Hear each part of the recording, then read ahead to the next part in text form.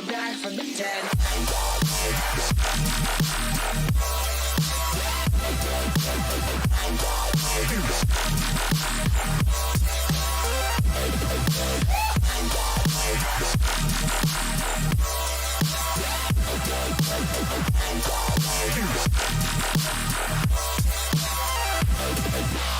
We're back from the dead.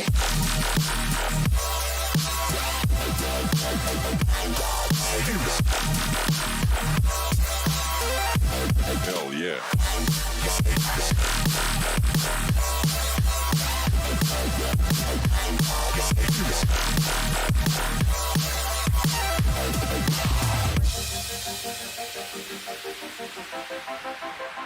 Back.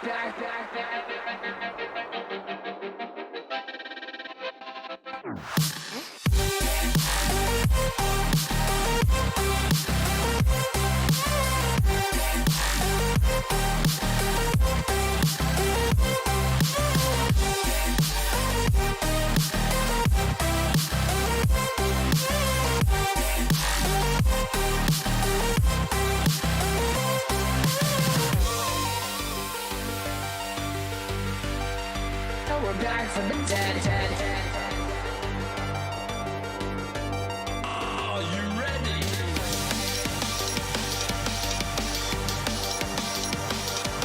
Let's go. Back from the dead.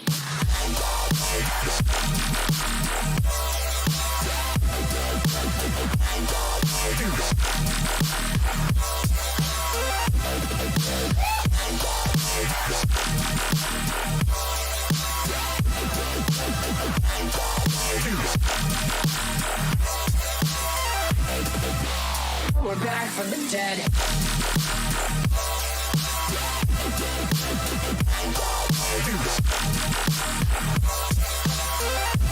Hell yeah.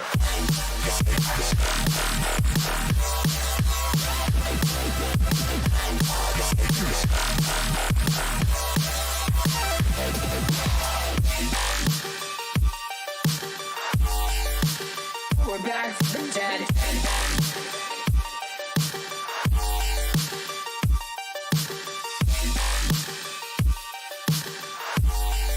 Back from the dead. Back from the dead.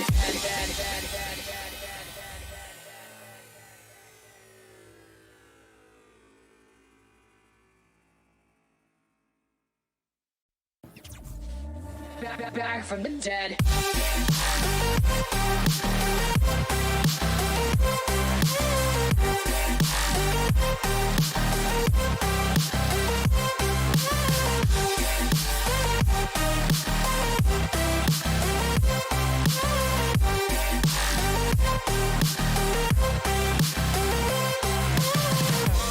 Ladies and gentlemen, you're all invited to go fucking mental on this motherfucking drop. The countdown has just begun. Are you ready?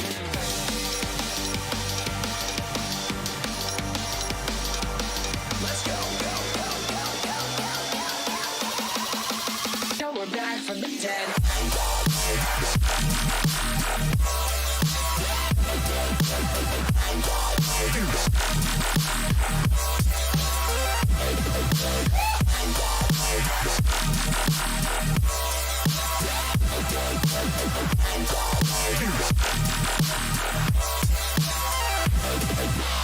We're back from the dead.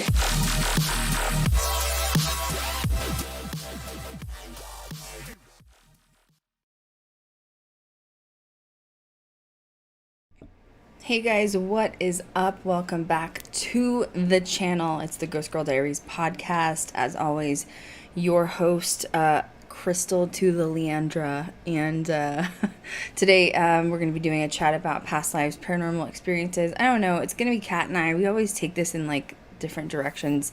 I feel like we always have fun when we're doing chats because you never know which direction we're going to flow with things.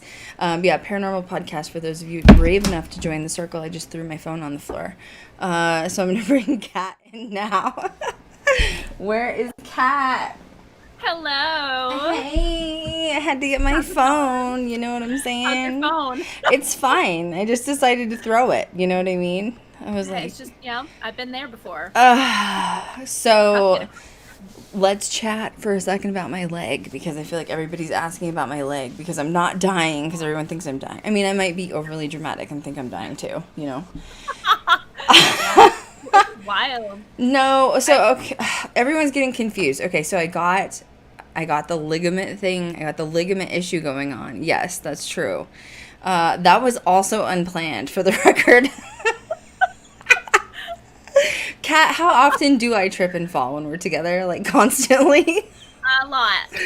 Yeah, it doesn't matter. Even if I'm wearing flat shoes, I'm the kind that just like trips and falls over myself. And I went to the doctor because I've been doing this ongoing like treatment on my legs, which I'll talk about that briefly in a minute. But thought I had like an issue with like the last procedure I had done. Went into the doctor and the doctor was like, "No, actually, you have 2 torn ligaments in your foot." And I was like, "I'm sorry, come again? What?"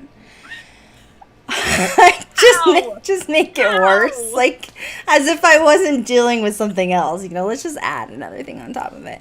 So yeah, some people are like, wait a second, so you had a torn ligament and your foot. Even Shaylee texted me this morning, she's like, wait, I'm confused, is it the same foot? Like I think even we're all confused, okay? I'm expected, very confused. Well, and we are planning on inevitably shooting a pilot. We're going to be on the road soon. And so I have to heal everything. Literally. I'll never forget the phone call I got from Krystal after she got the notification about the ligament. It was just like dead silence for like a solid minute. Like she was on the other line. I'm like, hello? And she's like, yeah. I was just really so disappointed in my life. For like 2 months. No, they think it was longer. They think it was like 3 or 4 months. I've been walking around. But well, so when you tear a ligament, it's I probably like rolled my ankle or something. Which frick, I do that all the time. Like I'm not shocked by it, you know. Like my platform shoes are like freaking 4 to 6 inches, you know. So it's not shocking. But so yeah, my doctor was like, "Did you fall?" I'm like, "Probably. I don't know." But then what happened was I let it go for so long, and once again, not knowing I had a torn ligament because I had a procedure done on that foot ankle area. I thought it was just, you know, wouldn't you have thought it was connected, Kat? I mean, I would have 100%. And then I let it go. I walked around with a torn ligament, and I tore another ligament. That's basically what. So, and here we are. So anyway, the actual procedure was done. So the torn ligament is on my right foot.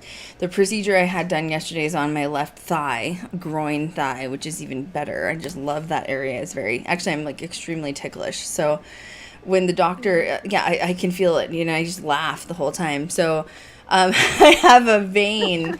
My grandmother had varicose veins a couple of years ago. I don't want to go into a lot of detail on this. I just want to tell people because people are worried about me, which I appreciate you guys, but I promise I'm fine. My grandma had varicose veins. I thought I got varicose veins because I was a hairstylist for so many years and standing on your feet, like they warn you, you're going to get varicose veins.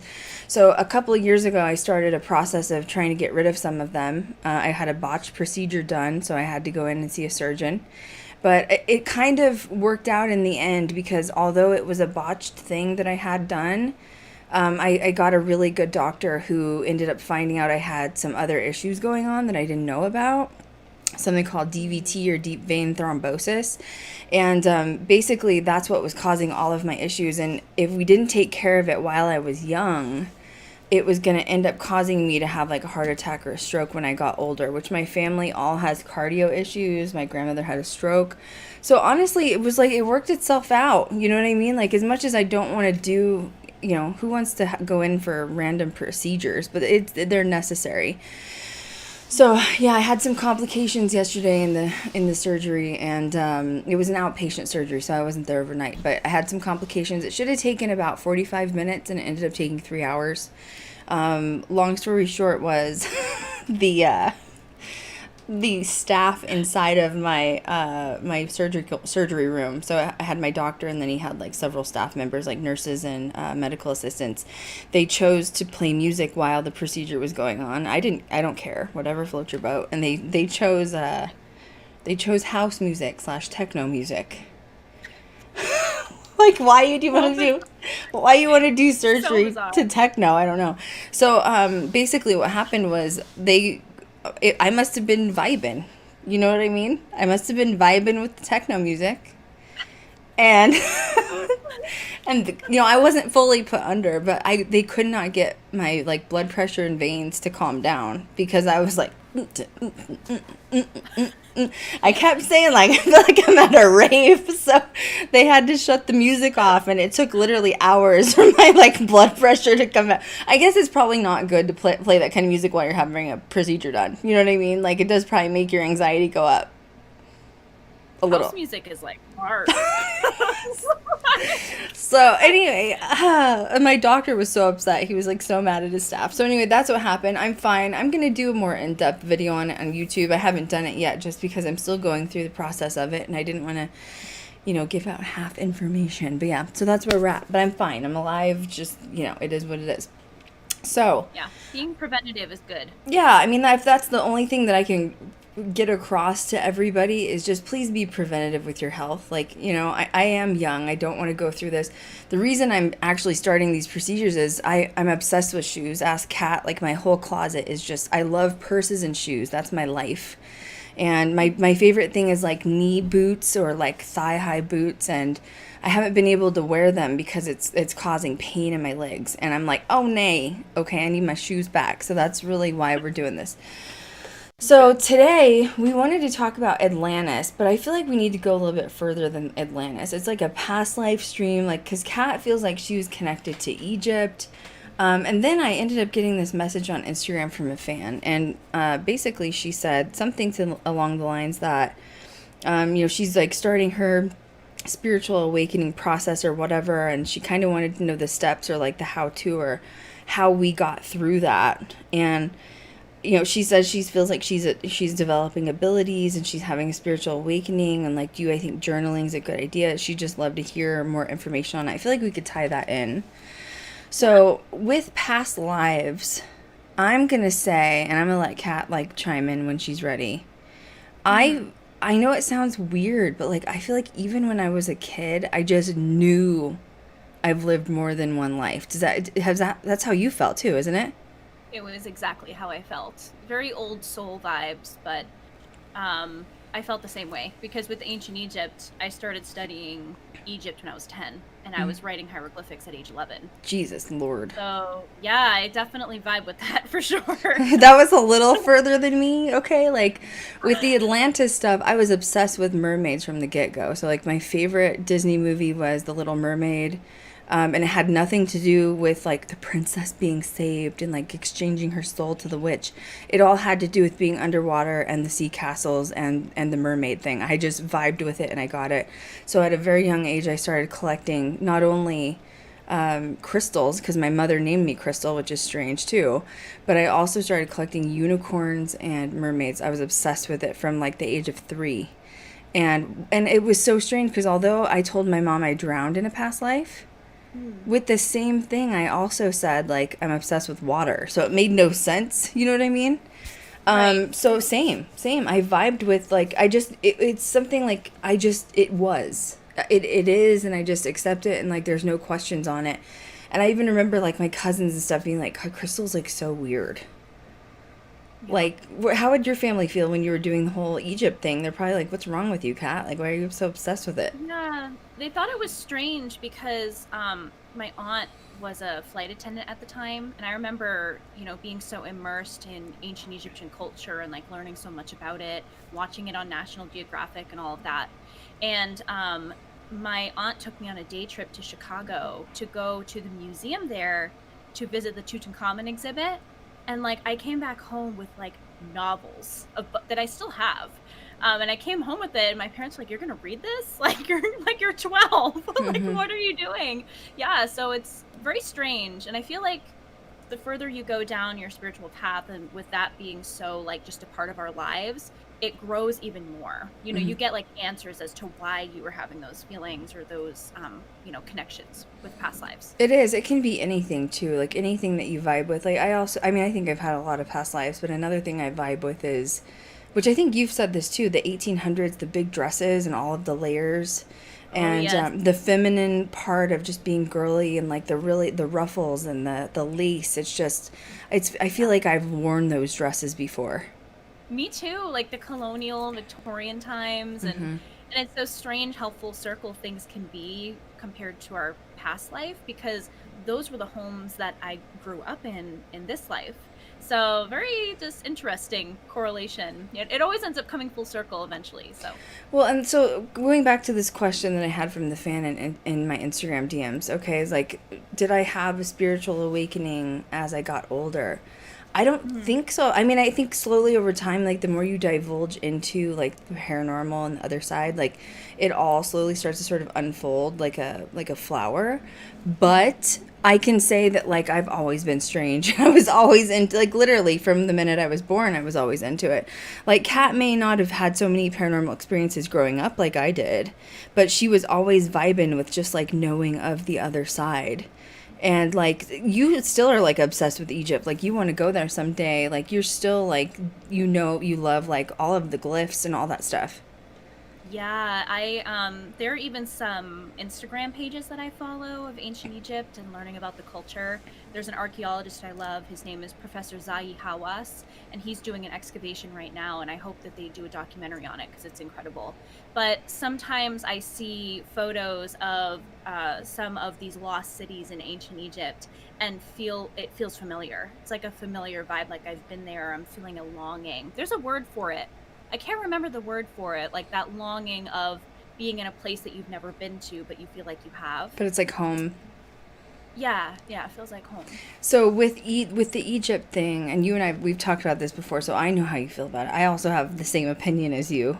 How do you feel when you see excavators, archaeologists, which, I mean, it's amazing that we need to learn about past cultures because we're talking about ancient cultures that a lot of people don't know things about. So they go in, they find these mysterious cities all over Egypt, but then they excavate the mummies and then they start opening the tombs. How do you feel about that? If you are connected from a past life there? Yeah, it's mixed feelings because I do love the history aspect of it and I find it really fascinating. But, those tombs are sealed for a reason. And death in those times, in ancient Egyptian times, was sacred. They had full rituals, ceremonies, making sure that when you crossed over, you were ready to go with food preparations and, any items you would need for your journey to the afterlife. So seeing some of these, archaeologists and Egyptologists take the mummies out of the tomb really kind of rubs me the wrong way a little bit. Mainly because like they're there to rest, leave them to rest, leave them there. Or if you're going to be opening the exhibit or opening the tomb, at least just leave them there, maybe put an encasing over them, but leave them where they've been put. And I mean, you think about the Tutankhamun, Howard Carter incident and how they had that whole curse of the mummy when they took Tutankhamun out of the tomb. I feel like that should have been a sign from the get-go. Well, no, I mean, like the Mummy, the one. movie is actually based on something that really happened. Essentially, is that they opened some tombs and they feel like they were hexed or cursed from opening them. But I agree. I mean, on one side it's hard because you understand the scientific, historical purposes behind it, that they're wanting to like learn about the culture, the society of, thousands of years ago when they existed. But then on the other side, you're like literally, why are you viewing this dead body that's like should just go back to Earth and it's crispy? You know what I mean? Really crispy, okay? Sometimes it just like has tons of resin on it and you can't even get to the mummy, so what was the point? And I feel and in the that- process you've destroyed the tomb now. and yep, you've opened it. It was sealed tight for a reason, for that to be their home. And it's also really interesting too because in ancient Egypt especially, they documented everything. Everything on walls, floors, side streets, any alley you would go through in ancient Egypt was just covered in hieroglyphics. So I feel like if you're really wanting to learn about the history about something, why don't you just read the hieroglyphics instead of digging out a dead body out of the tomb? You know what I mean? Like, you can really get to know some of these people or these pharaohs or priests that have their own tombs. You get to know about their whole life based off of image depictions and hieroglyphics written in their tomb. So I really don't see it as like an excuse to have to take them out of the tomb, but that's just me. That's I just my agree. opinion. No, I agree. Well, and I mean, realistically, we're seeing how the human has been mummified, like literally, because mummies are associated with Egypt, and that's how they did things. But what are you really gonna see? It's been thousands of years that they've been mummified. You know, like, I don't know what it can really tell you. You're right. Yeah. It's been documented. Now, I do want to just warn everybody. The Kat and I are probably going to go down a lot of rabbit holes in this discussion, and there's reasons for it. And it's because Kat has researched the shit out of Egypt, and I have researched the shit out of Atlantis. And we both have some really strong opinions. We've both watched a lot of documentaries, and we have both, believe we've had past lives in these locations. And some of this stuff is going to get a little bit out there for some people. And I don't mean to get weird on anybody, okay? I'm not talking necessarily, I mean, you could say it was conspiracy theories, but understand that any of a lot of information that has been found with Egypt has been said, it's been tracked or connected with alien life. Like, that's a fact. That's not a conspiracy. So if that stuff creeps you out or something, like, don't be here during this conversation. But my opinion on it is that you're talking past lives. Like, yes, I think I've lived a few lives on this planet in particular. In my opinion, I think this planet is very, very new compared to the rest of existence of what's out there. And I think that really only the strong souls are sort of sent here because it's still in development. Like, if there are UFOs that are flying all over, the Pentagon is confirming it. We're seeing it on video footage across YouTube and everywhere else. We are way behind in our civilization. We don't have that kind of power to have our own UFOs to be driving into another universe. So, in my opinion, Earth is very young. It's a baby place to be. And I do think if you look at not only Atlantis, Lemuria, or Egypt, but also the Mayan temples, right? The Mayan temples in Mexico were also known to have connections to alien life, and they were built similar to the pyramids. In fact, there's the second largest pyramid, I believe, is in one of the Mayan temples in Mexico, or Central America. It might be just Central America. I'm not as familiar with the Mayan temples. Kat and I've only really researched where we believe that we're from. But so you have a really interesting theory on the pyramids in Egypt. I do. And the theory came from you researching a lot, watching a lot of documentaries, and you sent me these links. I watched these documentaries, and I was like, you're freaking right on this theory. So tell people what you think your theory is on why and how these pyramids were built the way they are. So it's very interesting because it can go really complex, as anything would be when you're talking about extraterrestrials and ancient history. But right off of the bat, what got me interested in going down the rabbit hole was the illustrations that the ancient Egyptians wrote on the inside walls of the pyramids, especially the Great Pyramid at Giza, which is the giant pyramid that you see all over everywhere. You look at it and you just know that's Giza. And there are actual depictions of the tip of the pyramid being almost kind of like a satellite for extraterrestrial life. And the ancient Egyptians, through what they've been able to find through tablets, stone tablets, or clay tablets and stone tablets, actually, they have found some, they figured out how to work with energy. And I mean, like, literally using water as a conductant of energy to fuel stuff going on inside of the pyramid. Water is what we know as electromagnetic fields, which also powers paranormal. So therefore, I'm not shocked by this fact. Yeah, it's pretty wild too, because you can't really see it much now because it's so old, but older photos, if you look back in history of the Pyramid of Giza, the very top pointed part is a different form of rock. It's a completely different form, and I believe, in my opinion, that was used as a part of the water that they were using inside of the pyramid to use as a conductant of energy, to do God charging it up with someone. Yeah. And of course, all of the pyramids were also built perfectly in line with certain constellations and certain stars. And when you go even deeper into it, go deeper down the dark rabbit hole, they're actually perfectly in line with certain solar systems, like other solar systems. And it's just so mind-boggling how knowledgeable these people were, not having modern day technology. So it just makes you wonder, like, who gave them that information. And They all had to that. have help at some point to do it. They had to have had some help, because that's some pretty in-depth information. Now, the reason why the water conversation and them using it inside the Giza is so plausible is because it's actually been found through Egyptologists that there is almost like a black plaque, it looks like, on the inside of some of these canals towards the top of the pyramid, where water would be constantly flowing. So essentially what would happen is there would be a canal of water, and so it would have a tunnel where the water would funnel through.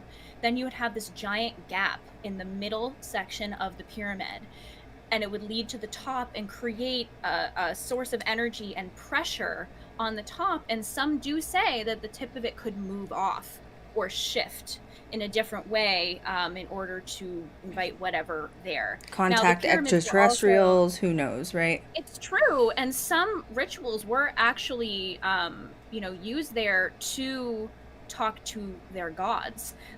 So, very special ceremonies would be done at some of these pyramids. And, it just raises a lot of questions. Like, why would you have a tunnel full of water and then nothing, literally in the center of the pyramid, and then leading up to the top, a full contraption of, other things, other minerals, other different types of rocks? And what would it be used for?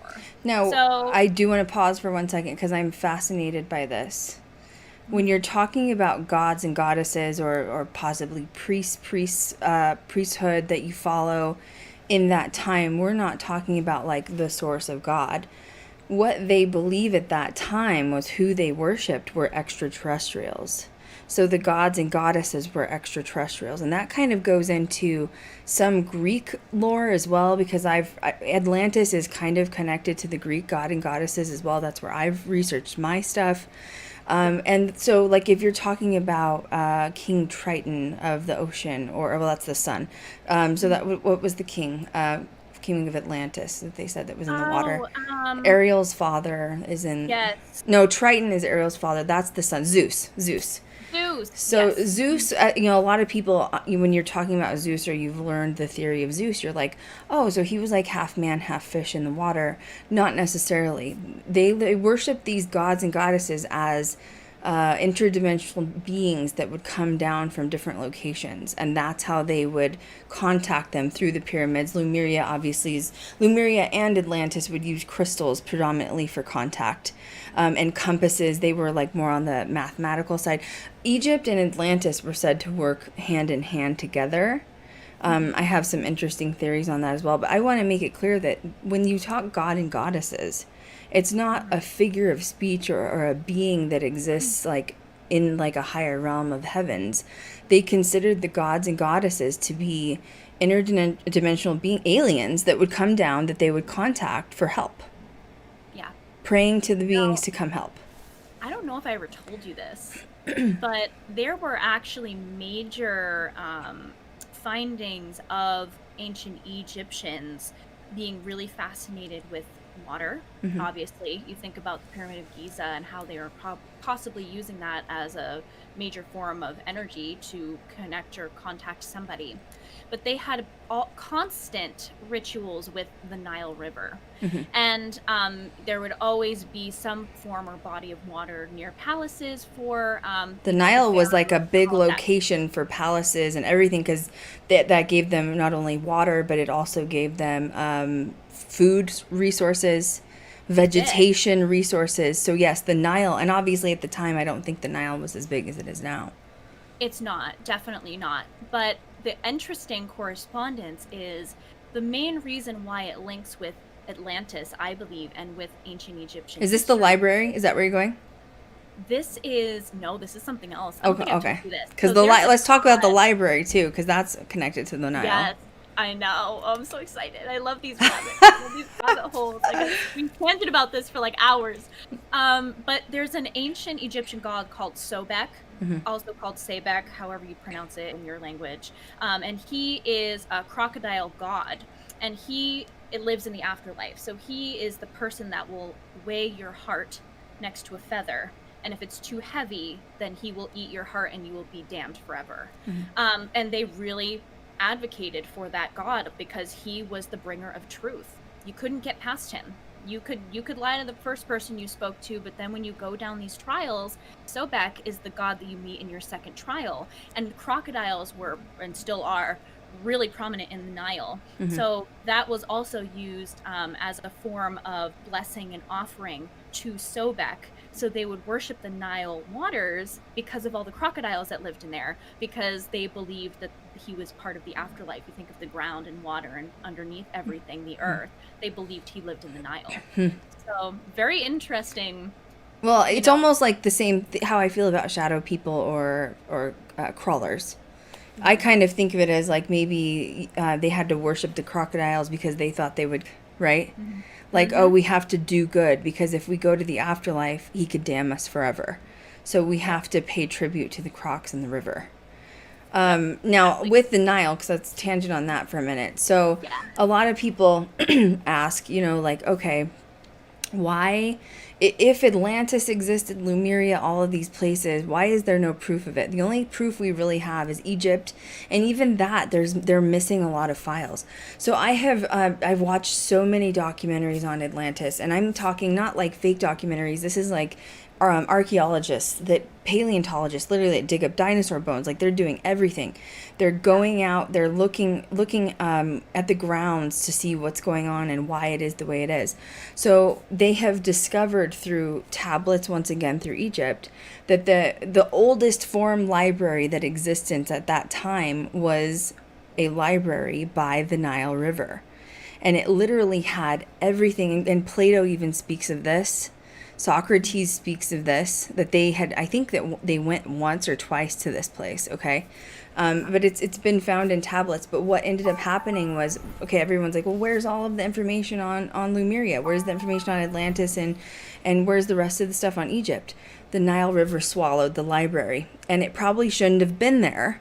However, at that time, once again, Kat's talking about worshiping the gods and goddesses, worshiping Sobek, making sure that we're not going to be taken into the afterlife and be damned.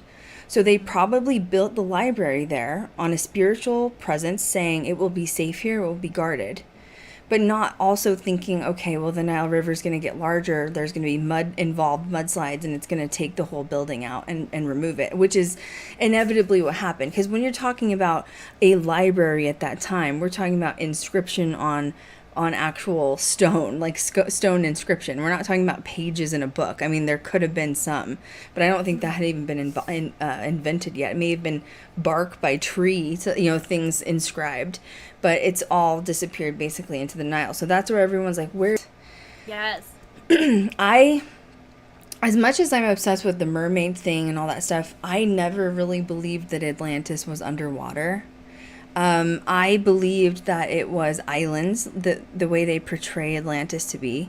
So some people say that it was by Greece, some people say it was south of Spain, some people say it was like sort of off the coast of, I guess that would be West Africa. Nobody really knew at the time though, because we're not talking, if they are praying to the gods and goddesses, which are interdimensional beings, they're the only ones able to confirm or deny where the location is, so no one really knows. So I found this amazing documentary on Gaia that I watched, Gaia. If you don't have Gaia, you need to just suck it up. I think there's like a 30-day trial period, but like there's just amazing documentaries on there. So these people went and they wanted to like actually find Atlantis. So they referenced back to things like from Socrates and like Greek times, Roman times. And they were able to pinpoint a location. Now, at the time, it wasn't underwater. It was islands that were basically in the form of circles off of the west coast of Africa. So they wanted to fly an airplane in and see if they could find where those exact markings are. So at this point, it is now basically considered part of the Sahara Desert. But what they believe happened at the time was it was sand, and it was obviously partial sand above water. There was probably some sort of a tsunami that occurred. It washed out all of the islands, and then it went underwater, and then a tsunami probably happened again, or maybe an earthquake, maybe a volcano, who knows. And now what we know of as the Western Sahara Desert is basically where Atlantis was located. So they took another private plane into the exact location of Atlantis. I mean, I don't even know why this document didn't blow up bigger than it was, because they have the map of what Atlantis would have looked like. They go into this location. It's very secluded, by the way. I mean, they were brave to even fly in there. Now, we're talking West Africa. We're talking a civilization that's there that's, I would say, second to third world country, unfortunately, just because of location. They don't have the architectural, advancement that we do in Western culture. They don't have the money that we do in Western culture. So they have set up tents, which are very makeshift, floaty, flyby tents. And they have been collecting artifacts from this area of what they considered Atlantis.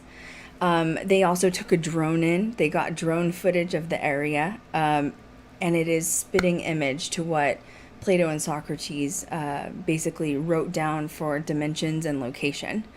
And another thing, Atlantis was known for having prestige horses, prestige elephants for some reason. They believed elephants in their ivory, they didn't kill them. They were like very good luck for Atlanteans. And they went into this area where they found Atlantis, and there is elephant tusks. I mean, old, obviously, old, everywhere. So that was where they died. You know what I mean? So it's amazing. So on the Atlantis side, they were really into crystals, spirituality. They did a lot of stuff with the universe, with the stars. I feel like they kind of were like the postmodernization of taking what the Greeks did, like Socrates and Plato, and actually implementing it and creating structure of like looking at the sky and being able to tell like the sun, the moon, astrology. Atlanteans were like on the real spiritual side of just embolizing, creating that persona of who you are from your birth record, and then following that path of what your birth record said that you should be. So it was very, very interesting. Kat has another theory on Loch Ness Monster. You think Loch Ness Monster may have been somehow connected to Atlantis, and it got lost, and it might be one of the only surviving creatures left from Atlantis. Do you want to talk about that? I'm 100% convinced. And I think I believe that because of a couple of things. One thing is, you think about Atlantis and folks saying that, well, where's the proof or where's the evidence? And, Atlanteans, I feel, would be really cryptic anyway, especially if they were a wealth of knowledge and power and they didn't trust people with that. They probably wouldn't have slapped it on a wall and left it there for people to read. So they were very crafty, I believe, in how they wanted to portray their information. So it's no shock to me that you would have Loch Ness that nobody can seem to really find, or maybe blends in with their surroundings, because it is the last remaining aspect of Atlantis. Mm-hmm. I do believe that 100%. And he sort of got washed away at sea, found a safe haven, and you think he kind of can just blend in, camouflage with his environment. And he's probably, if he's Atlantean, even related in some shape or form, they're very intelligent beings. So even when people are out hunting for him, he knows, and he just camouflages out. Yeah. It's kind of sad. It is. Honestly, a little sad. Yeah, I'm obsessed with the Atlantis stuff. So another, like, there's weird things that I'm like you, where I'll, not necessarily with Atlantis, because we can't, I have seen depictions of it, and there are certain depictions that I'll look at it and be like, that's so familiar, like, I feel like I've been there, like, that's the most accurate thing that I've seen or I know. But then there's other ones where I'm just like, I think, like, people have taken it and ran with it a little bit. Do I believe mermaids exist? Maybe. And once again, if you're talking about the gods and goddesses section of it, of, like, the interdimensional beings coming down and, like, they're worshiping, like, mermaids, yes. I've seen, when they show the like washed up dead mermaids all over the world on YouTube, I don't believe it. I'm gonna be honest, I don't believe it. I also think same thing of Loch Ness. If they do exist, or if there is a colony of them somewhere, I think they'd be able to outsmart humans, just because that's what the civilization was known for doing. Yeah. So I don't think they'd wash, or the like evil mermaids that come up with fangs and they're gonna eat you. Like, come on, do you think they care about humans? I don't think so. You know what I'm saying? I have an interesting theory about that, though. Okay. I have an interesting theory about that. But going back to Loch Ness just really quickly, I think it would be a really interesting experiment for you to go and visit the area that Loch Ness has been sighted. Mm-hmm. See what the energy feels like there. I'd love to. Because of your past life in Atlantis. Well, and another thing too is like, it's so weird. Like, just once again, I'm spurting off into like different directions, so I hope you guys don't care, because this is what Kat and I do. But another thing that really reminded me of Atlantis. First of all, my natural hair color is black, as you guys know. Like black. Like my Native American genes are strong. You know what I'm saying? Like, I go stand in the sun for 5 minutes and I am tanner. Like, you wouldn't recognize me with my dark skin and my dark hair if that's how I looked all the time. But I'm scared of skin cancer. You know what I'm saying? So we're just gonna stay pale and gothic. It's fine. What was that? And healthy. Was that your side? Was someone in here? Whoa. Did you hear that? Did you hear that? No one's in here. That was like a loud, it sounded like someone like shut your door. I know. Is someone in here? It was so loud. Okay. Anyway. Okay. And I changed my Ethernet cord today. Swear to God, there won't be any ghosts up in here, okay? Because it's a new Ethernet cord. I don't even want to hear it. Literally plugged into the modem. I don't want to hear it. That was really loud, though, wasn't it? Jesus. That was wicked loud. Okay. I was like, normally I hear the handle shake, and that I didn't even. It was like, we're coming in. I'm sorry. I felt a little startled. So talking about things that remind me of Atlantis, like Kat said, there's certain things she just sees, or even on TV with the documentaries, and she's like, that's Atlantis.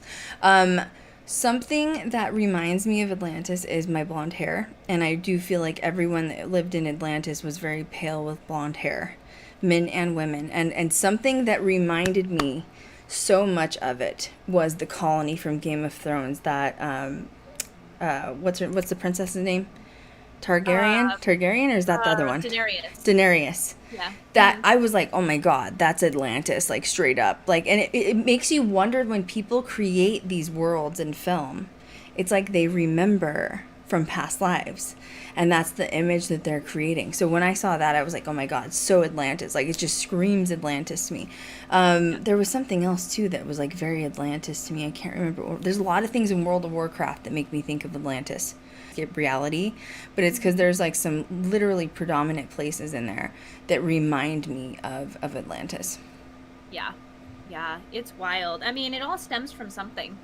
Mm-hmm. You know, movies and shows and things like that. Mm-hmm. And my theory on mermaids, if you don't mind me hopping there for a minute, yeah, is it's really interesting because I loved Disney growing up as a kid, but I had only known about the horror show Mermaids before seeing The Little Mermaid, like seeing Ariel. So it was really foreign to me as a kid to watch The Little Mermaid, because I had only heard stories of them having the fangs and, like, you know, killing everybody and all of that. Mm-hmm. And thinking about it now, and the stuff that Atlantis went through, and everyone just disappearing, if there are any mermaids, it would not surprise me if they were pissed off. Mm-hmm. It wouldn't surprise me at all if they saw a human civilization, or if they saw a human and immediately was triggered, because I can't imagine what that must have felt like. I don't think it's necessarily like the fangs, you know, or like the creepy vibe that they do, but I would definitely think that they would drowning. be on high alert. Mm-hmm. Yeah, high alert and mad. And well, I think that everything in the ocean is connected to Atlantis. So that's like orcas, dolphins especially. Like, think about how, like, even killer whales, they like keep them in captivity, and I don't agree with it at all. And they kill their trainers. It's like, yeah, because you're keeping him in a fish bowl. It's like a few thousand pound animal, and he's in a fish bowl. They are smart beings. They're not supposed to be there. And look at seals. They call them the dogs of the ocean. I think they're all connected. I had a couple of I'm not going to go into a lot of detail of this, okay? But I was having like a serious spiritual awakening. You can't really predict when they happen. I think that your spirit guides and your spirit team on the other side is there helping you. And like when they know you're ready for a level up, they're going to take you through it. And I'm just going to say last September of 2020, like I was going through it, okay? It was rough. But obviously I don't think that they would give you anything you can't handle. But I had a lot of like, I swear they were astral projections where I was with like orcas, killer whales, gray whales, seals. I told you about that, Kat. And I was, oh yeah, remember? I remember there was the why are you dreaming about seal or orcas? Oh yeah. And I was like, I don't know. And they're like, stop. And I was like, I can't. I don't know. Like literally, I don't know. I remember that they're like whales above you. Yeah, it was like in the sky. It was like in the sky when it was happening. And yeah, and when those are so vivid, I feel like it's not just a dream. It's like an astral projection. And when you're like waking up, you're like, no, that was like legit. So I mean, when you're talking about that, like I think we don't know even what's in the ocean. It's like 90% of it's undiscovered or something like that, 80%, whatever. And I think those beings are also from different. I think every creature can incarnate on this planet to live a life. I think there's different. That's why I think like when people talk about aliens, they talk about the little grays or like the little green alien that society's created. It's just a shame because it's like the fear that's been instilled in people. When I think that like all the planets have been created by alien or for aliens by aliens, I think the universe is connected. It's not just the planet. I mean, is that how you feel? I'm hearing music right now. On my side? That? No. It straight up sounds like flutes. Well, you know, Atlantis was known for like musicality. I am shook right now because I thought there might have been someone outside and there's no one out there. And I thought it was my phone. I can't hear it on my side. Know, that's wild. That's wild. Yeah, it's just flutes. Still? Yep. Still going. Just in the right ear. So it's coming from my side. That's interesting. That's interesting, Kat. That's all you're gonna say. Loch Ness, you here? No, and sonar. Okay. Well, and you had an astral projection dream too of like you thought you saw Loch Ness and you thought it was connected to me in some way with crystals. I did. I actually saw Loch Ness, and I say he, and I think I told you he as well. Is really like wounded, and I don't mean like on his body wounded, but it was very murky water. I remembered it vividly, like I was in the water with him, and nothing was being said, but it was almost like you think in the movies like that sonar, or like, you know, in dolphins, how they say like dolphins will communicate with you, that type of energy. And he had very, very dark and like murky green skin, like your typical scaly skin, and he had what almost looked like what is that word, like barnacles all over his body. And I remember looking at him in the eyes and he was just broken, sad, alone, and it was so sad because I remembered in the dream just being like, what can I do, like what's going on, and nothing. He was just floating around aimlessly, and I just think that is so sad. It must be like the creatures that can just live for years and years and years and they like never die. You know what I mean? Like because there's even those great Greenland sharks they found that are hundreds and hundreds of years old. So it must be something similar. I think that it's definitely outsmarts it.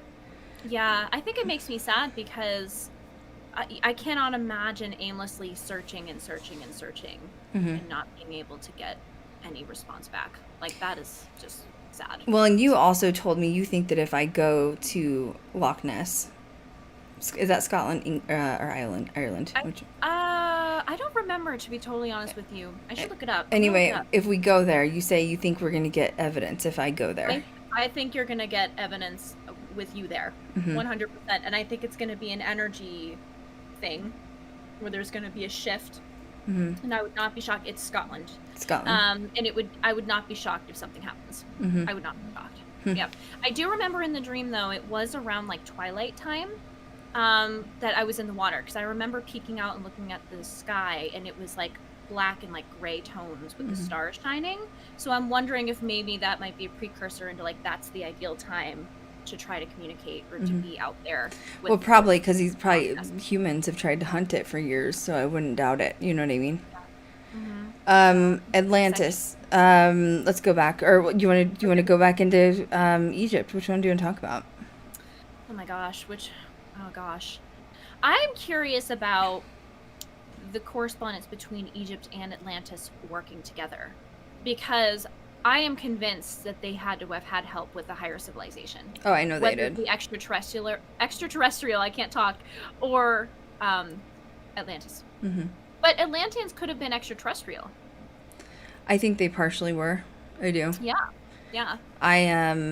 I wonder if my drowning incident from why I'm so afraid of water on this planet is from being on Atlantis when it went underwater.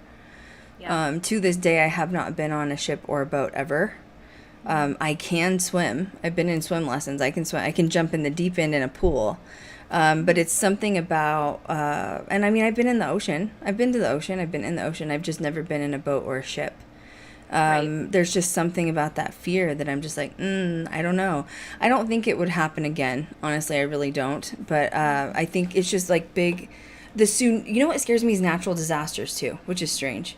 I've always had, are you hearing something? Because don't Yeah, I creep me. just heard something from the closet. Jesus. All right. Yeah, I just heard something from the closet. Do you know what it is? No idea. No idea. It's fine. As my door slams I'm like shut. wicked goosebumps right now. The Atlantis thing though, like the drowning thing, I'm afraid of natural disasters, which is why I don't want to ever live next to the ocean again. Even when I was a producer, like living in LA, I didn't like it. I'm gonna be honest. And you can feel a lot of earthquakes that happen in Los Angeles. And like we had penthouses and beautiful homes on top floors of different locations where we'd stay, and I hated it because the whole building would sway. And I really think that it's that trauma from like the past life connection of like if it was a tsunami that hit from an earthquake or whatever.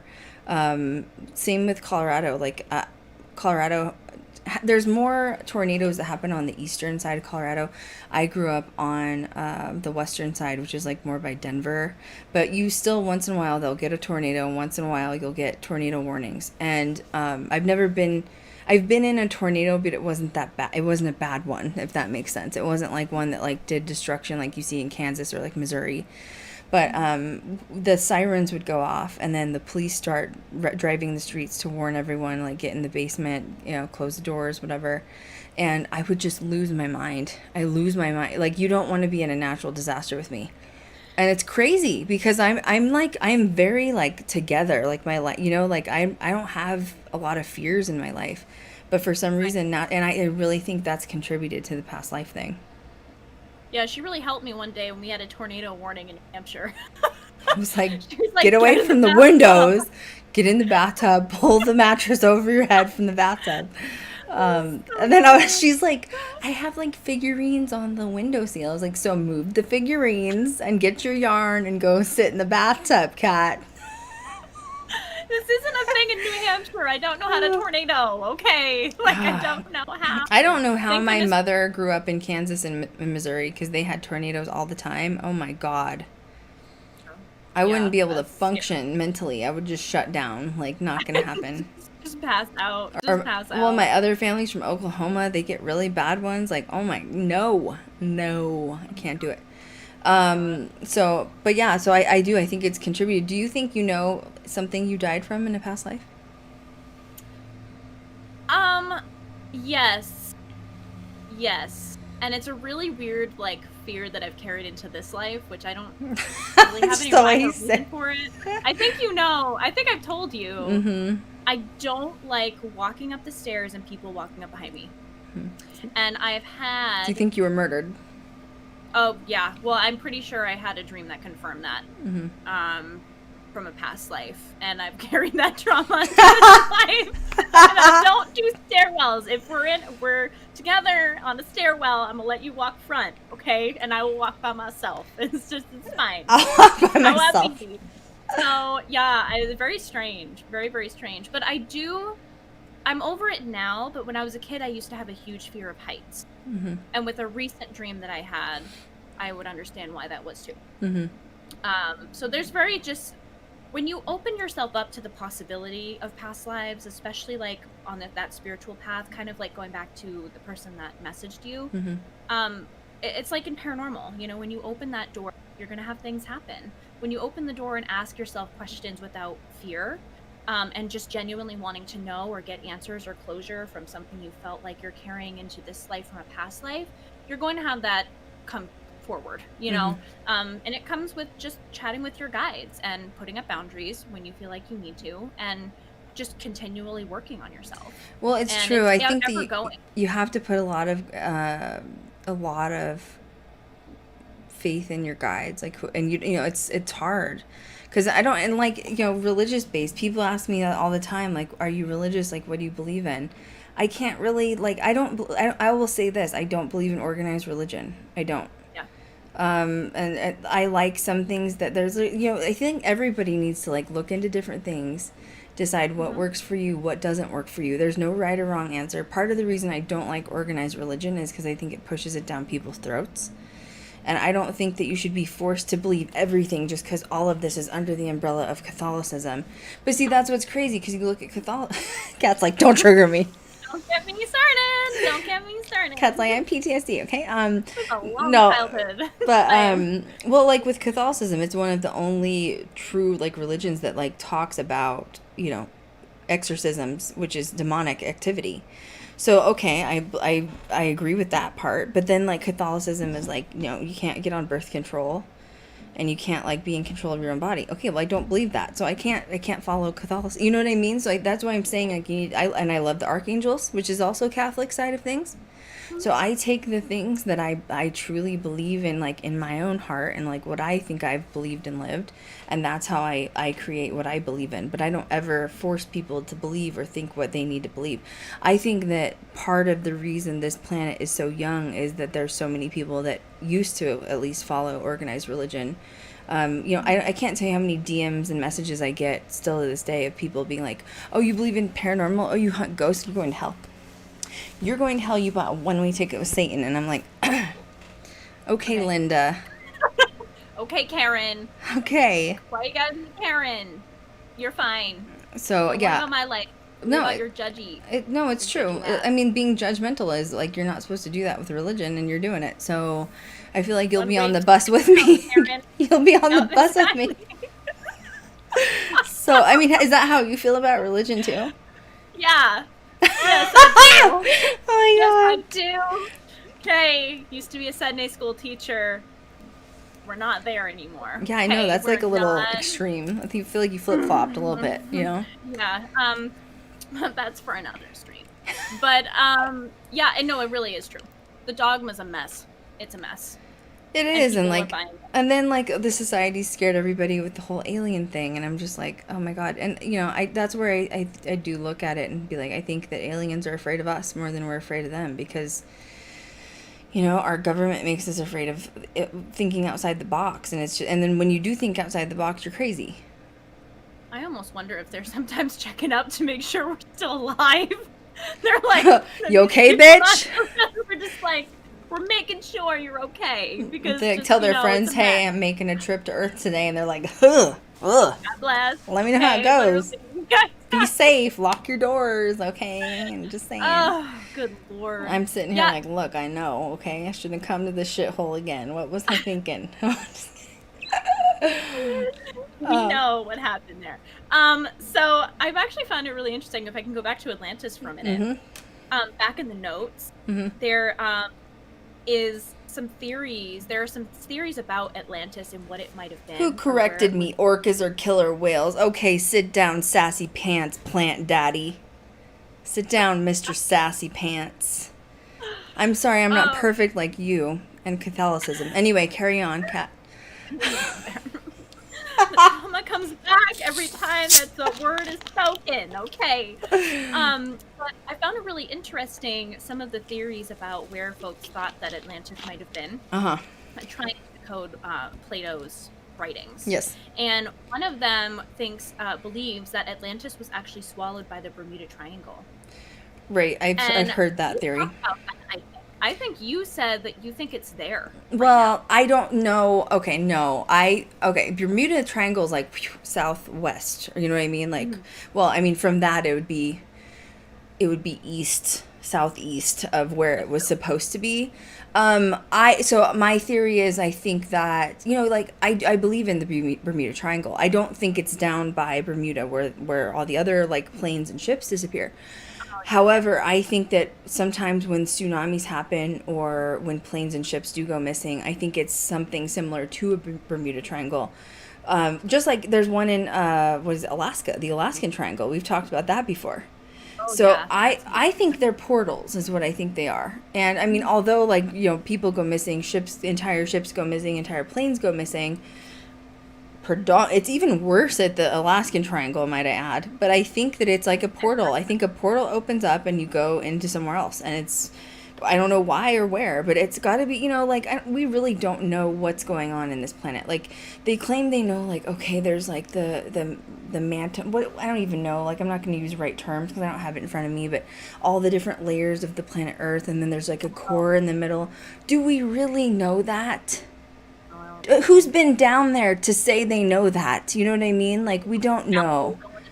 Crust, from right. space. So, right. Well, and I mean, we are on a floating rock in outer space. You're telling me that something weird can't go on, like another Bermuda Triangle opening up. So, yeah, I do think that is. I mean, there's also theories where there's Atlanteans that do still exist, that didn't die, and they basically went underground and created like an underground colony.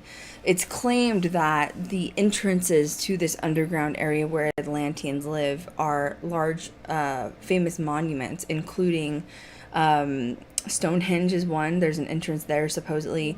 There's an entrance somewhere up in the North Pole or Greenland or something. Or maybe it's Iceland because of Icelandic lore. And then there's also entrances from the pyramids, they claim, because once again, remember, Atlantis and Egypt work together. Supposedly with this theory is that there's an internal sun inside of the planet. I don't know if it's underwater, and I haven't been there lately. Okay, so I can't tell you what it's like, or if it exists. I don't know how I feel about it.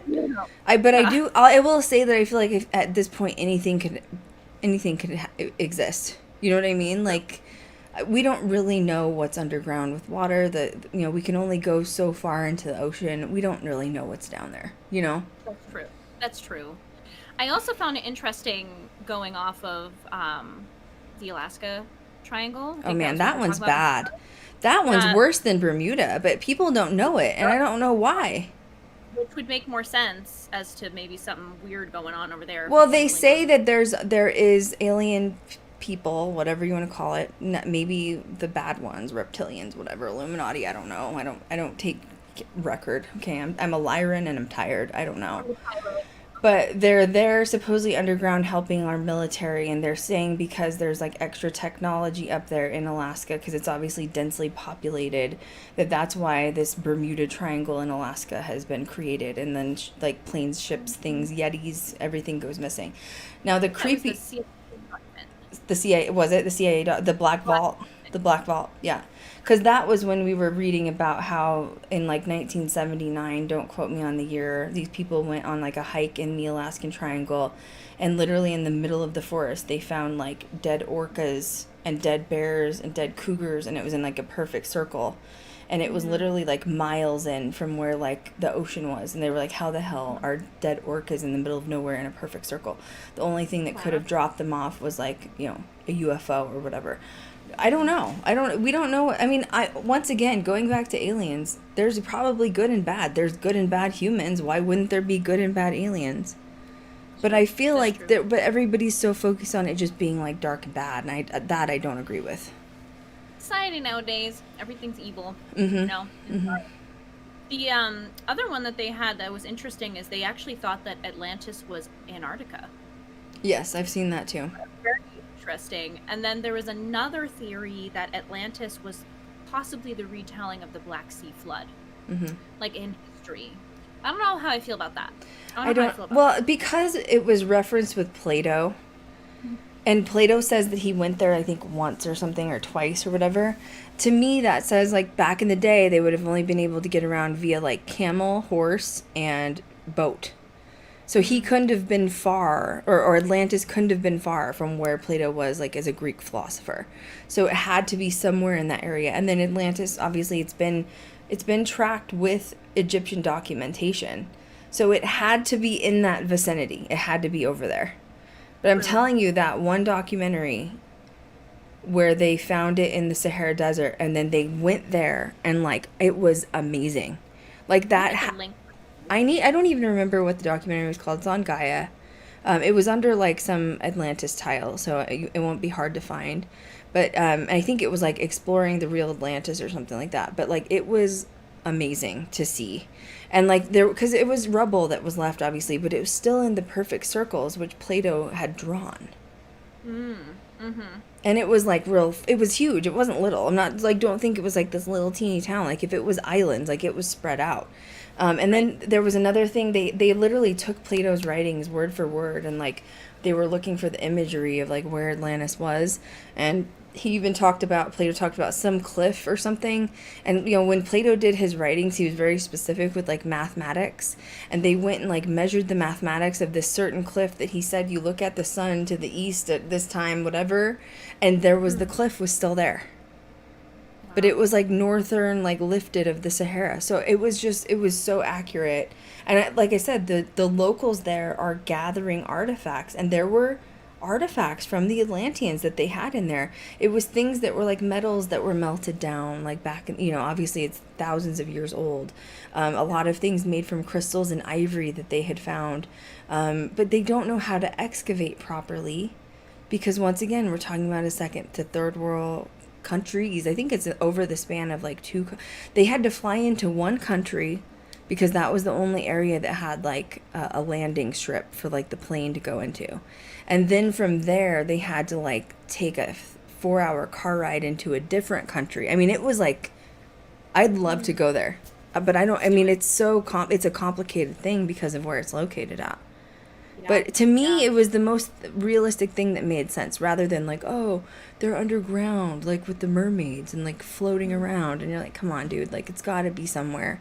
There's already natural disasters that we see all over the place, including, like, with Japan and Indonesia, you know, with tsunamis. The big one, they're talking about hitting California at some point. Like, it had to have been something. Let's not, like, turn it into a story tale like some people have made it into this fairy tale thing. You know what I mean? It's true. It's interesting here. I think Elfie put this in here, actually. It's called the Minoan eruption. It was a volcanic eruption that destroyed Aegean, probably island. If I'm pronouncing that wrong, don't shoot me. The eruption was mentioned in ancient Egyptian writing and affected the weather and crops as far as China. And the volcano erupted 4 times the amount of Krakatoa in 1883. And that was back in 1600 BCE. So that's interesting. I just love the correlation between Atlantis and ancient Egypt. It's so interesting how they kind of entangled themselves in early history. Well, it was known for people from Atlantis working with people from Egypt and vice versa. And that's where you and I have actually talked about this, thinking, like, maybe we were friends at that point, or, like, had incarnated where I was with Atlantis and you were with Egypt. Wow. Because we've had, like, a lot of past lives together, for sure.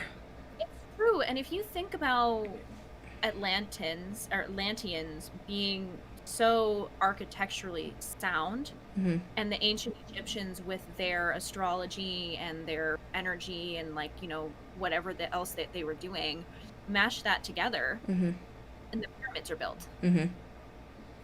There are no coincidences, people. No. There are no coincidences. And well, see, and but it's interesting because you have, like, the Egyptian that, like, obviously, you know, they give ode to the Sphinx cat, or just cats in general, and then, like you talked about with the alligators. Best Het, goddess, the cat goddess. But then you have the Atlanteans that obviously it was precious metals, rare wildlife, because I talked about unicorns being involved, and elephants. For some reason they worshipped elephants. And what did I say? Metals, crystals. There was something else I was going to say. They had supposedly like the most civilized warriors and, like, armies and milita. And that was what Wow. sort of guarded and protected these different layers of the island. So there was essentially 3 to 4 layers of islands with Atlantis, depending on what you believe and what you've read. And the most inner island was basically where the quote gods and goddesses would live, or like the hierarchy. So what you would probably consider like Zeus as the gods and goddesses of Atlantis in the center. And then the next layer was like the regular people, and then the next layer was like the poorer people or the middle class. And then the most outer layer was protected by the military. And then there were little canals that went inside to get to each of the islands, and then they had like the merchants area and all that stuff. And they explained that in this documentary. And once again, they were going off of physical proof that's been found. And they're trying to debunk it in a way to where it's not this like crazy stories that we've heard of what could Atlantis be or where could it be. They were trying to really turn it into something. Because there was something you said to me, Kat, not too long ago. It was a couple months ago. You were like, isn't it interesting in our history, like of planet Earth, that people will say, oh, there's myths and legends of A, B, C, or D, and all of a sudden they get all of this information, and suddenly it's no longer a myth anymore. It's no longer a legend. It's real, because there's been concrete evidence found on it. Yep. It's true. It's very true. And it's in those high, you know, and you find also as well, when you find that information, that the areas that it was found is highly restricted. Mm-hmm. Think about, you know, all of the alien stuff that we deal with and what the government hides, even though they're kind of loosening up on it now. Mm-hmm. Ancient Egypt, there are some major like militia like areas where you cannot even go near. Like, No, it's guys yes. with guns and Still. you can't even get in. Yeah. And there's theories behind it. One, obviously, you're talking about Egyptian artifacts, so obviously they're going to have it heavily guarded. Yeah. But now on the Atlantean side, what's so interesting about that is they claim that partially why there's a militia around, like guarding these certain areas, is because that is the entrance into the underground area into where Atlanteans live. That's a theory. That's a theory. Obviously, I don't know if that's true or not. Now, somebody had said in one of these documentaries, because this is just a theory, they were like, so what do you do if you find the entrance and like you get past the guards and go down there? Well, the theory is that not only do we have the human guards from planet Earth, but they have the Atlantean guards underground or wherever it is on that side. If you get through our guards, fine. You're not going to get through theirs. They're going to kill you. They basically don't want anything to do with humans above land because they see that we're destroying the planet. And then there's other theories where they say that there's some that have come up to help the planet and help take care of the planet. They say that they're in tune with all of the sea creatures, and the sea creatures are trying to help. That's a deep theory. Like, you can go down a real deep rabbit hole with that. But that's because they say Atlanteans are so connected telepathically. Is that like telepathically to the sea creatures and sea animals? Mm-hmm. Mm-hmm. Yeah, it's really interesting. It's really interesting for sure. There's even a theory, not to go down the Bible Belt, but with Moses and just the Ark. The way you said that, okay, I'm dead. I'm gonna get that out of the way. But with Noah's Ark, they believe that they have found the Ark on the top of a mountain. Is this the one that's in From like the Great Sweden Flood. or something, or like it's Yeah, Eastern? Or and you no, can it's Turkey or something weird, isn't it? It's something weird, yeah, and it has the exact dimensions written in the book. Mm-hmm. And nobody's allowed to even go near it. And I get Yeah, it, I like, know. historic, but there's like... I saw a documentary. They were trying to get approvals to go in and excavate, and they didn't trust Americans. So then they sent in the UK to try to go help excavate, and they were like, "No, you can't go in.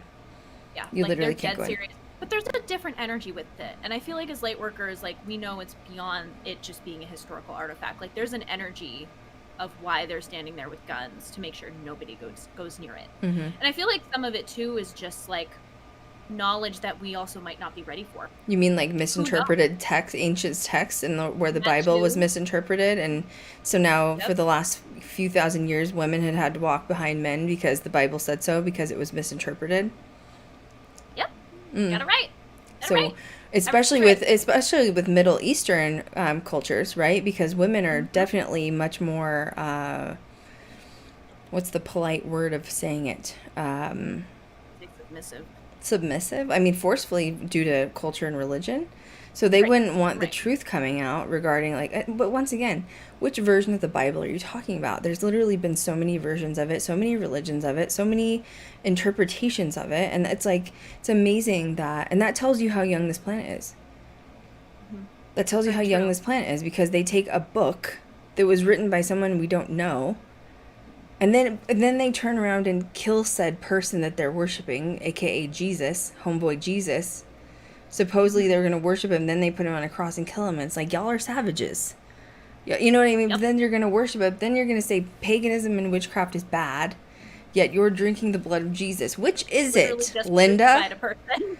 Which is it? Linda and Karen are best friends, okay? And they need Jesus. to kill. It's interesting though, because when you think about like ancient knowledge, right? Like with the church, it's the Bible, the Quran, for other religions, all of that. With Atlanteans, though, it's claimed that they put all of their knowledge in Lemurian crystals. Yes. I'm obsessed And with, I have so spread many it. Lemurian crystals.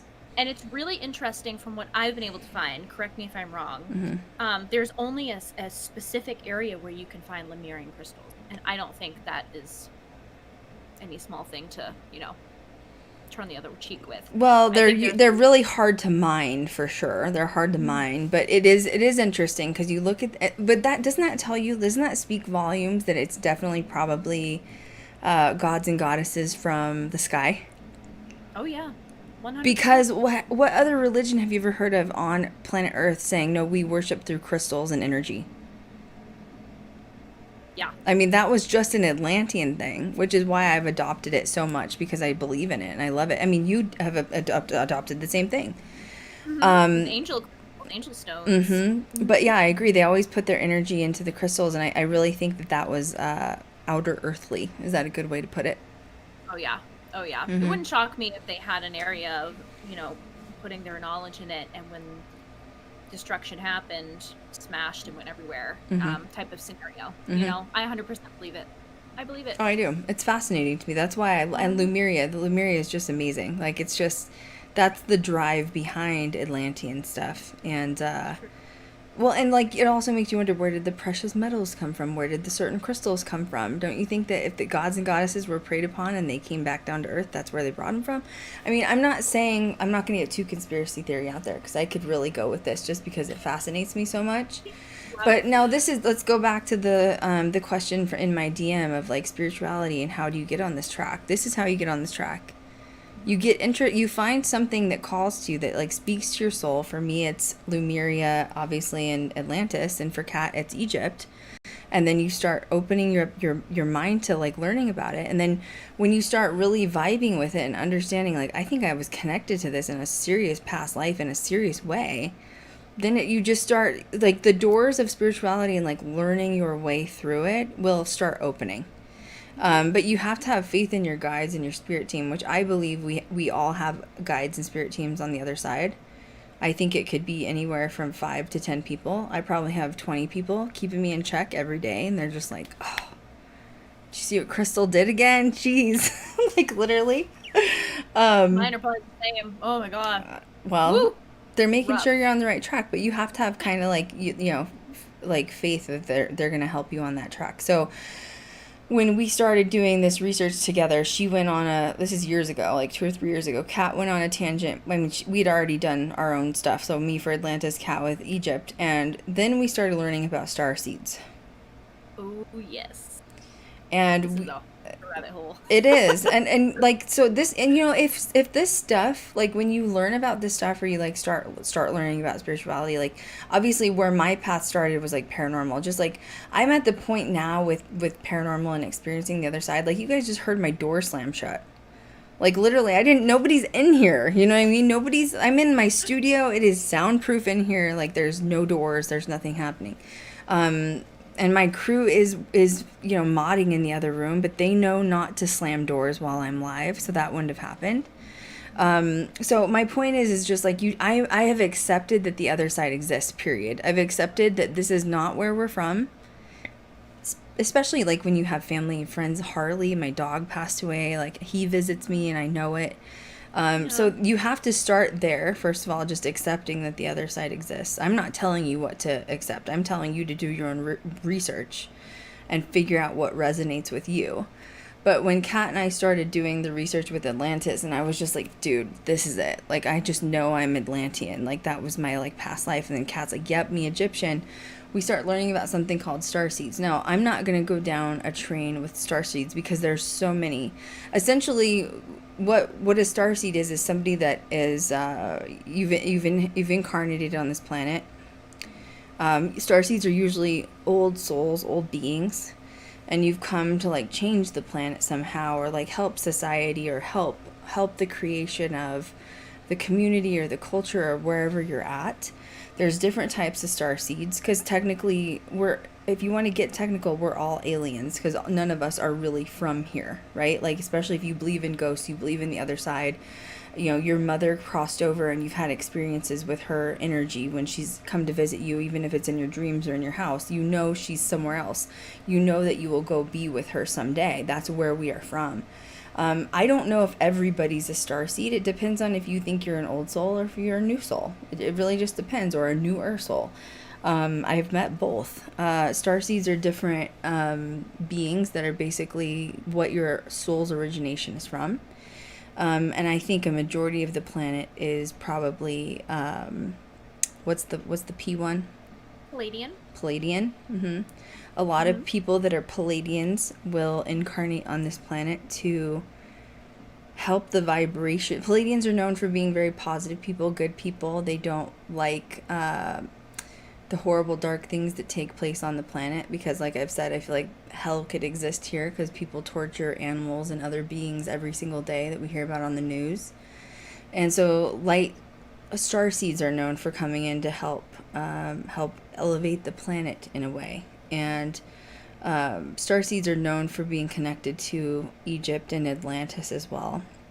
What's another big one? Arcturians are really smart with big brains. If you're curious about it, you're going to have to do your own research on it. And Kat and I will talk about what we are, but I don't want anyone to like just say you're like us because like you're fans of us. You need to like really find out what resonates with you. So we believe that we are Lyrans, which are one of the oldest star seeds in the universe. And they're from a star constellation called Lyra, which is in another constellation called Vega. And it was like destroyed of origination. It's very interesting stuff. Lyrans are lions. They look like half cat beings, sort of things. You have to look into like what the personality traits are, and if it even resonates with you. And if it doesn't, that's okay too. You don't have to be one just because there's different starseeds or different beings.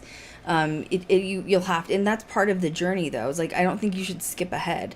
I think that if you're wanting to do like the spiritual ascension journey, and don't think you're going to automatically get into like astral projection too, or past life regression, because that's going to be one of the last steps. Like you're like, once again, I don't think your guides are going to allow that to just happen because you're like, oh, you know what? I want to find out about my like past life. Guides, I'm ready to have that experience, because those can be traumatic. It takes a while. It takes a minute. And you have to break yourself for it, because it kind of messes your reality up a little bit. It does. It really does. But that's why having a strong core spiritual belief is important, and relying on your guides to lean on them when you need them as well. That would be really difficult to go through on your own. And I don't even think it could be achieved on your own. I really do think you need the help of your guides. I agree. Yeah. Oh, yeah. Well, and you and I had both gone through Ascension sort of at the same time. So we had like actual help together on this planet, which I think also made it easier. But it is, when you start getting super into this stuff like that we've been talking about, it changes your reality a lot, and you start looking at things a lot differently in different perspectives. Like that comes also with shadow work, which is something I've talked about before. But you have to really make sure that you're prepared for it, because I don't look at the planet the same anymore, personally. I can't, can you describe how we view things? Because we view things pretty similar. So you think of like planes, right? Like earthly plane, spiritual plane, all of that. I think each plane has a tier in it. You have like lower vibrational tiers, which are like the energy vampires, people that just don't have good vibes. Then you have the socially, I can't talk today, spiritually woke person that starts to open their mind to the possibilities of these things. Then you have the person that's starting to become aligned, living their authentic truth, growing more. Then you have ascension period, where lots of past scenarios that you're learning to heal, like shadow work is part of ascension as well, which we've talked about before. And then you have like the super high realm, which is your spirit guides and guardian angels, which we never really reach because we're not that.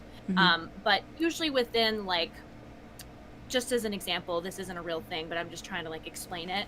Usually within like the 5th or 6th tier, when you get there, is kind of when you start to open up like the possibility of Akashic records, past life regressions, things like that, because you've really been working on yourself to be able to accept those things that did happen. And it helps heal you in this life, especially when it comes to past life stuff. But it can be a really dark rabbit hole. It can be a really dark rabbit hole, and when it happens to you, it's really shocking, because your whole, I almost like to view it as like the color of your world changes, meaning like the veil is almost lifted, and you're seeing interactions with others, emotions, scenarios in a completely different energy. You lose a lot of people in your life, and not only do they not want to be in communication with you anymore because they don't align with your beliefs and what you're thinking, but you also now are considering a lot of people lower vibrational. I'm not saying that makes people better or worse than you. I'm not saying because Kat and I had our ascension together that we're better than other people. Absolutely not. Absolutely not. We just chose when we went on our ascension and it happened to be together, which was a great support system. But when other people are not ascending to you, you look at things differently, like trivial. Well, you know what a good word is for it? Dimension. How they talk about the ascension right now and how we're moving from 3D into 5D is another great example. Different dimensions of people, of mankind. Different energy and everything, and that doesn't mean that we still don't have human experiences when we're growing, because the growing never stops. The lessons never stop. We're constantly an ever-evolving spiritual being having a human experience. But when you reach those certain levels of dimensions and you're opening yourself up to Akashic records and past life stuff, it really makes you almost like pause time. Patience and tolerance comes to mind. Don't you think those are good words? Yes. It does. It slows down with scenarios like, let's say there's like a parent that you get triggered by something they say all the time. When you are in a different kind of dimension or ascension, and if you want to put it that way, you can look at them having that same conversation with you that triggered you in 3D and literally be able to just look at them as if time is slowed down and react from a, I think, almost like compassionate way. You really do, because you have an understanding that they are in a different plane than you are, and that's not to be better than anybody. It just, the energy's different. That's okay. Okay, let's do that. Let's give a couple examples. I'll give an example, and then you give another example. Okay. I was in the car the other day with somebody, and we were at a fast food restaurant, and it was like, it's like 90 degrees out in Vegas. It's really hot. There's fans blowing on the like outside workers. They're wearing masks. We're right by a highway, so it's really loud. I'm not driving. I'm in the passenger seat, and the person has put in our order 2 or 3 times to an actual person standing outside taking the order. Well, the person can't hear the order because the highway and like the fans. The person that I'm in the car with driving is extremely angry because he's had to give the order over and over and over again. And I'm like, it's okay. It's not a big deal. Like, just, they can't hear. They're kids. They're in high school. You know what I mean? So we get back up to like the next area where now we pay, and then we're going to get the food, because it's like a huge long, they do things differently in Vegas. That's all I'm going to say. Because there's a lot of people. Vegas. Yeah, it's just Vegas. And so we get to go pay, and they spurt back our order, and it's still not right. So now it's the 4th time. Now a normal person would be triggered and be like, God, like, I've given you my order 4 times, it's still not right. And that's what happened to the person I was in the car with. They're like really angry, and they're like this, and they're like mad. And I'm just sitting there like, are you okay? Because it's like not that big of a deal. Like, They're just kids that are doing their job, probably getting paid $8 or $9 an hour to stand out in 90-degree heat. There's fans growing. They have to breathe in a mask, and it's still 90 degrees. Like, are you? You can be. I actually said verbatim. You can have some compassion. So the point of that is the example is when you're ascending, that attitude towards somebody that's a essential worker, when they can't help it for whatever reason, you have no reason to get that violently angry. Like, you're saving your energy for something that's important, because you learn that in Ascension that you don't want to give your energy away for free. Energy's expensive, and I'm going to hold on to my energy for when and why I need it. So you don't expunge your energy on dumb things. And unfortunately, part of planet Earth is that people are going to screw up. We've all screwed up. So there's an example for Ascension, is that you look at other low-level people, low vibrational people. Sorry, I don't want to word that incorrectly. And that's because they haven't gone through Ascension. It's true. So you get separated, right? Like, I mean, so you look at scenarios differently, because you're like, look, yeah, it's frustrating to have to repeat your order 5 or 6 times, but like, you're looking at compassion for the kids that are working, because you're like, well, they're grateful that they have a job. We're still in a pandemic. They're wearing a mask outside in 90-degree heat. They can't hear past the highway and the fans. It's okay. Just tell them what needs to be fixed. Instead of getting angry and like beating your hand on the steering wheel. You know what I mean? Like, I don't have that kind of energy to expert anymore. Is that a good example? That's a really good example. You look at conflict differently. Mm-hmm. And that's still not to say that we still don't have human experiences and have our moments. We will. But 9 times out of 10, it's from a different energy of having the understanding of, I'm going to save my energy, and that's it. It's a consciousness level up. Don't you think that's a good way to put it? It's true. We also say, too, it's like when someone makes us mad, we write out a paragraph of what we want to say and then delete it and just say, okay. In a text message, yeah, rather than word vomit. Like, when you get really, like, somebody says something stupid to you in text and you're just like, I'm going to tell you everything I think. Well, Ascension is deleting the whole paragraph and responding with, okay. In other words, I don't need to be right. You can think what you need to feel. I'm saving my energy for something else. So that's part of Ascension. And that's hard, because when you're on this plane of existence with Earth, things can be frustrating. Work can be frustrating. A pandemic can be frustrating. Having family members die from COVID can be frustrating. Like, so I'm not saying there isn't things that happen that can be hard and detrimental. But I do think that everything that's put in your path is part of Ascension and a part of learning. And it really is up to each human being to be in control of their path and how far they want to take it. Nobody says there's a right or a wrong way. And that's why I don't like people that get in my DMs that are like, oh, you believe in ghosts, you're going to hell. And I'm just like, oh my God, this person's that's low vibrational to me. I there was a time in the past when I was first on YouTube, like 7 years ago, where that would have triggered me.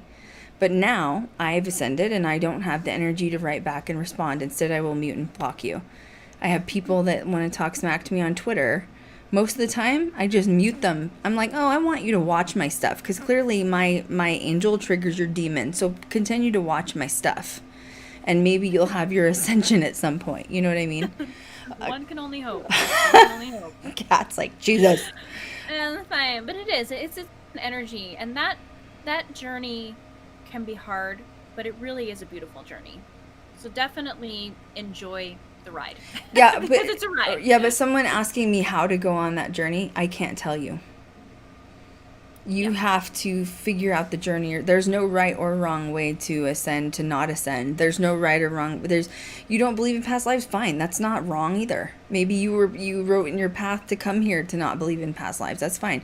You wrote in to be an atheist agnostic, fine. That was what you wrote in. There's no right or wrong answer. I'm not here to argue with people. Some people even are like, oh, don't you get frustrated, Krystal? Like, you have all this evidence of paranormal and like all these cool experiences, and like then you have the skeptics that don't believe you. I'm not here to prove a skeptic. I don't care. If he wants to believe, he can believe. If he doesn't, he doesn't. I don't care. That's your path, not mine. I'm not here to try to convince you otherwise.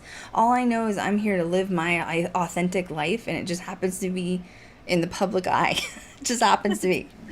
You know, the spiritual path is unique for everybody, and that's what makes it so special. So it doesn't matter if you're 40 or 50 and just starting your path. There is no time limit to when you need to start your journey. It's when you're ready. No pressure. It just is what it is. And sometimes if you're feeling like you're ready but not really too sure where to start, talk to your guides.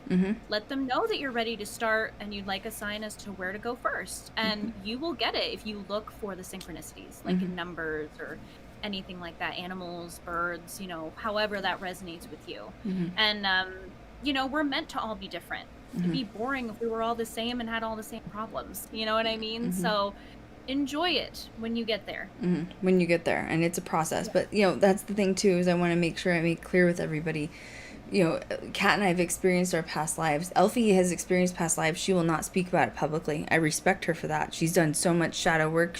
We call her our elder of the group, and that's extremely private for her, and she doesn't want to share it. And we respect that 100%. Me and Kat, on the other hand, think that it's exciting information, and we like to share it with people because we think people are intrigued by it and interested. And we hope that we can encourage others to want to go on that path. But remember, like, when you're talking about past lives like Kat and I have, this isn't the only past lives we've had, and that we've had been able to experience our Akashic records. You don't just do that. You don't just wake up one day and you're like, okay, I haven't done a lot of other work, self-care, self-love, shadow work. I just want to experience my past lives. That's not how it works. You have to really, like, make sure that you're in a good place with the universe, with your self-care, self-love, making sure you're not surrounded by toxic people.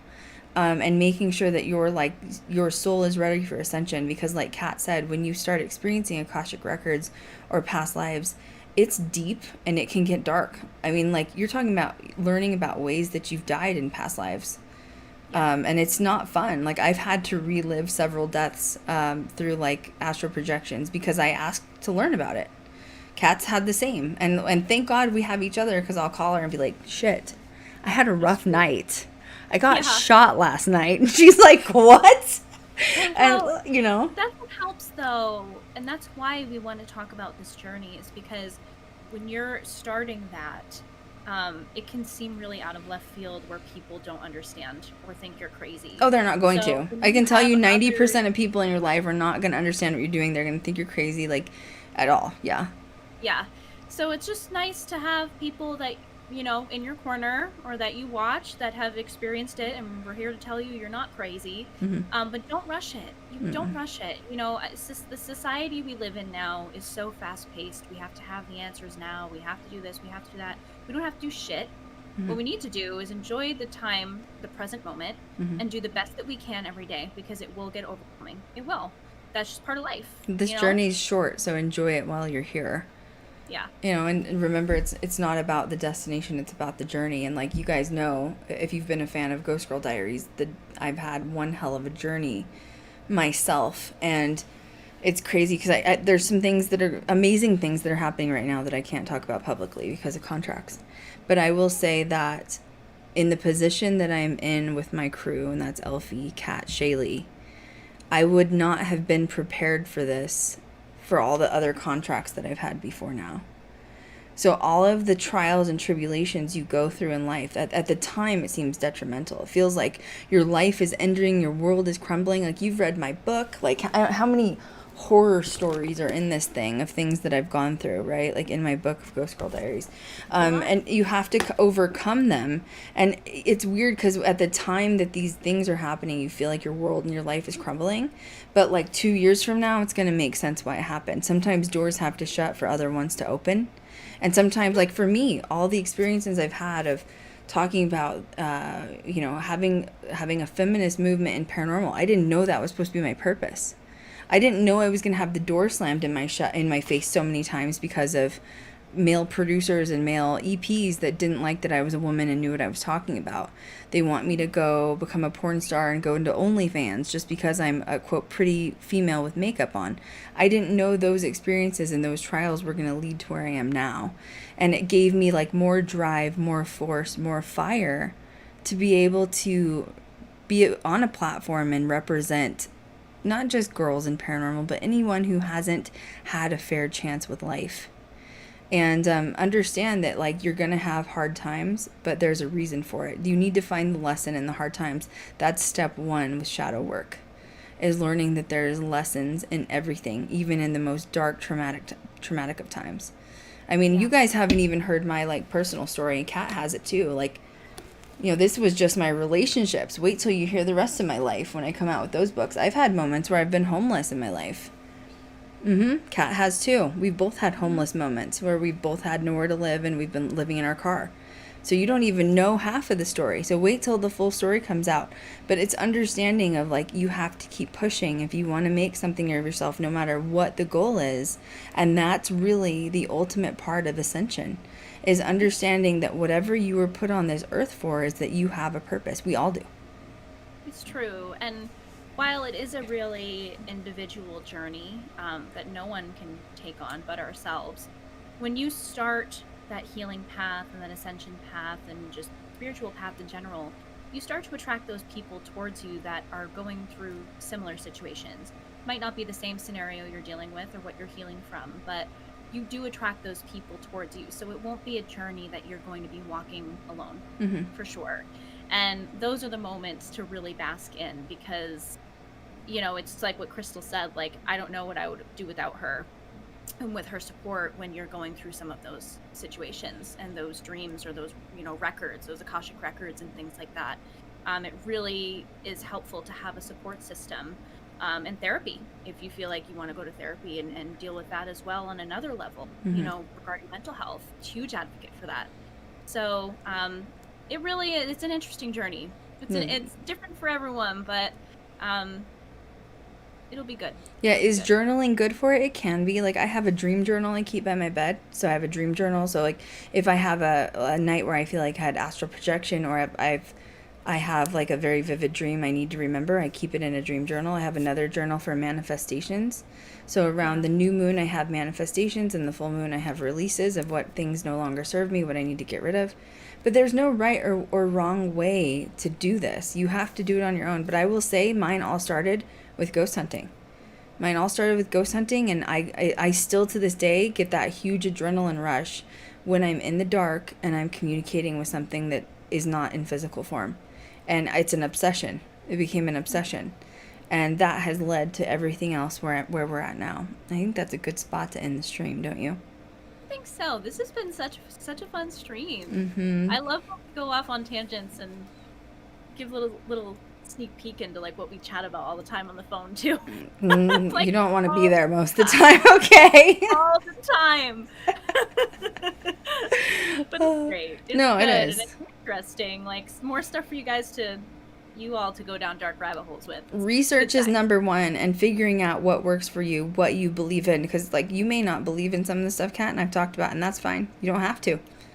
To each their own. Yep. That's the beauty of choice and life, and do you, boo. Absolutely. Do you, boo.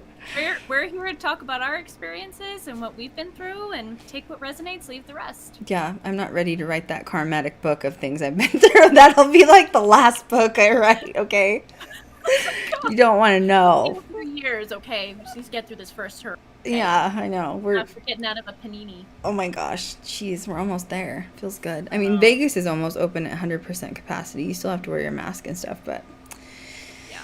most of the workers in the hotels are like 88% to 100% vaccinated, and that's why they're able to open at 100% capacity. So, of course, you know, our state's very libertarian, which I appreciate. Not liberal, libertarian. And I believe our system works very well, which I'm very happy with it. So, anyway. Yeah. That's the tea. Make sure you tune in next week. I think we're doing another chat about something else. Yeah. What is it next? Lake monsters. Oh God, Elfie's gonna go down a dark hole with We that were one. already like doing some talking about it already with Loch Ness. Oh it's like, man, lake monster. Yeah, I believe in that. There's one in Lake Arrowhead. I think it's Montana. That one creeps me out a lot. It creeps me out. Ooh, I haven't heard of that one. I'll have to look it up. Yeah, the water is like crystal clear. So that makes it even more terrifying, I feel like. You know what I mean? Like you can like, see see right. it. Yeah. They have beautiful stones like you can like pick up and stuff because it's so pretty, but I'm like, I don't want to see it. You know what I mean? So thank you guys so much for tuning in. I know I need to get my chat with Shaylee up on the podcast. I have to edit it, and I'm honestly just putting it off. I'll probably do it this weekend and just like It's gonna be a long edit. long edit. It's gonna be fine. I'm worried to download all 3 parts of it, and then it's like it cut out, and so I'm gonna have to listen to the whole thing. So that's probably partially why I'm like, oh God. Poor Shaylee. What an introduction. There's like ghosts in the house. You know what I mean? She just So wanted to. shutting the party down. She just wanted to give her introduction. Okay, like literally. But yeah, those will be up for podcasts, and that's it, right? This was great. Yeah, Thanks I'll have 3 weeks of healing with my leg. I have another procedure to do next Thursday. Ugh, I'm over it already, but it's fine. Almost done. Almost done. It has to be done so we can film, you know? Like I gotta wear my shoes for filming, man, you know? Yeah, it's true.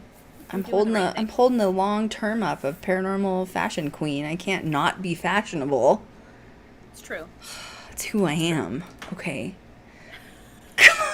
All right, I mean, guys. it's for health too. It's for health too. Yeah, right. Thank you guys so much. We'll catch you guys next time. Bye, guys.